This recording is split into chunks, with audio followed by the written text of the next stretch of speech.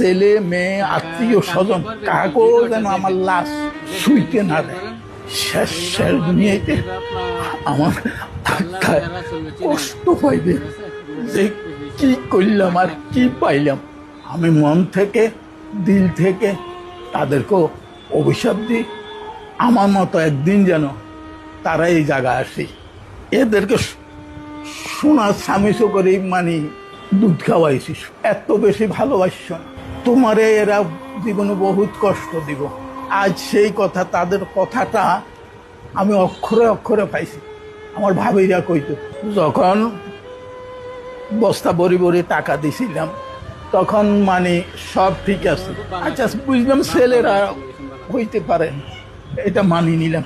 কিন্তু মেয়েরা কেমনে হয়, মেয়েরা কেমনে বাপকে এত অস্বীকার করে? মানে আমার জীবনে এই প্রথম দেখলাম আপনাদের কাছে এবং আইনের কাছে আমি একটা ডায়েরি দিয়ে যাব, এই ডায়েরিটা আপনারা থানায় পৌঁছাই দিবেন, আপনাদের দায়িত্ব, বুঝছেন? এই ডায়েরিতে আমার সব কিছু লেখা আছে, তারা আমার সাথে কি করছে। এই টাকা পয়সাটাই হইল আমার সবচেয়ে জীবনের কাল। ওনাদের গানের উপর আমার উঠাই দিয়ে গেছে, আজ পর্যন্ত দেখতে আসেনি, অন্তত খোঁজটা নেয় না। দেখেন দূর কথা, খোঁজটা নেয় না। এইটা কি ধরনের ছেলে? এটা কি অশিক্ষিত? অশিক্ষিত হইল এক কথা। আর আমার মেয়ে কি অশিক্ষিত? যে মেয়েরে আমি পুতুলের মতো রাখছি, বুঝলেন? আমি কি তাদের কাছে টাকা পয়সা চাইছি? কিচ্ছু চাইনি, ভালোবাসা চাইছি। যাকে এটা আমার ভাগ্য আছে। আমার জীবনে আমি বহুত বিদেশ করছি, বহুত টাকা কামাইছি, বহুত টাকা খরচও করছি, বুঝছেন? আজ দুরবস্থায় ওনাদের ধার পান্তে পড়িয়েছি, ওনাদের দয়ায়। ওনারা যে এতটুকু করছে, এতটুকু করে, এটা আমার জন্য হাজার।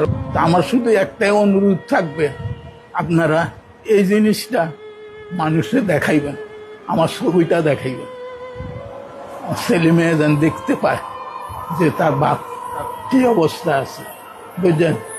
বিদেশেও ছিলাম আমি 95 হইতে, সৌদি আরবে ছিলাম 2016 সাল পর্যন্ত, বুঝলেন? তারপরে যখন বস্তা বড়ি বড়ি টাকা দিছিলাম তখন মানে সব ঠিক আছে, ছেলে ঠিক আছে, মেয়ে ঠিক আছে, সব ঠিক আছে। যখন মানে টাকার প্রশ্ন উঠছে, আমার একটা এফডিএস ছিল, এই যে আমার ছোট ছেলেটা যে আমেরিকান এম্বাসিতে চাকরি করে, এ ছিল নমুনি। আমি তো সাদা দিলে আমার ছেলে আমার টাকা এই পাইবে না কে পাইবে, এরে করে দিছি। এ টাকাগুলো উঠেই নিয়ে যে গেছে, আজ পর্যন্ত সে আমার সাথে কোনো যোগাযোগ করে না, কোনো যোগাযোগ নাই, বুঝছেন? আমার মেয়ের ইয়েতে আমার টাকা ছিল 20 লাখ টাকা ছিল, এই টাকাটা আমাকে আর দেয়নি, বুঝছেন? আজ পর্যন্ত ফেরত দেয়নি। ওনাদের মাধ্যমে আমাকে প্রথমে মিরপুর ওনাদের যে ইয়ে আছে ওইখানে অনেক দিন আসছিলাম, তারপর হইতে এইখানে। এখন আমি আপনাদের কাছে এবং আইনের কাছে আমি একটা ডায়েরি দিয়ে যাব, এই ডায়েরিটা আপনারা থানায় পৌঁছাই দিবেন, আপনাদের দায়িত্ব, বুঝছেন? এই ডায়েরিতে আমার সব কিছু লেখা আছে, তারা আমার সাথে কি করছে। এই টাকা পয়সাটাই হইল আমার সবচেয়ে জীবনের কাল। আমি মন থেকে দিল থেকে তাদেরকেও অভিশাপ দিই, আমার মতো একদিন যেন তারা এই জায়গায় আসে দাঁড়ায়, বুঝছেন?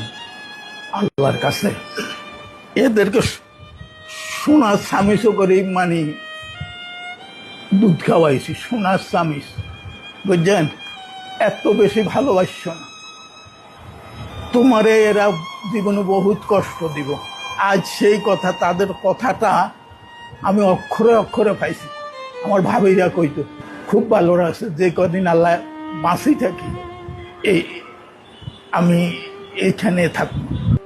আমার ছেলে মেয়ে আত্মীয় স্বজন কাকেও যেন আমার লাশ শুইতে না দেয়, শোয়ার কারো কোনো অধিকার নেই, একমাত্র ইউনিয়নের মানুষেরই আছে আমার লাশ শোয়ার অধিকার।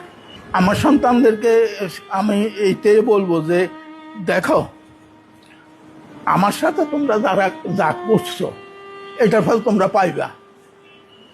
এইটার ফল আল্লাহ তাআলা আমি দিল থেকে বলি রাখছি, এইটার ফল আল্লাহ তোমাকে করে দিবে, একদিন না একদিন দিবে।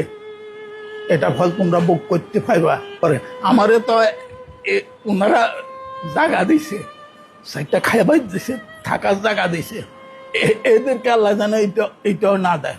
বিশেষ করে আমার মেয়েকে যেন না দেয়।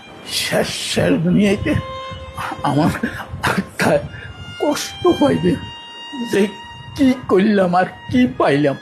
বাবা বলতো, ও খোকা, যখন আমি থাকবো না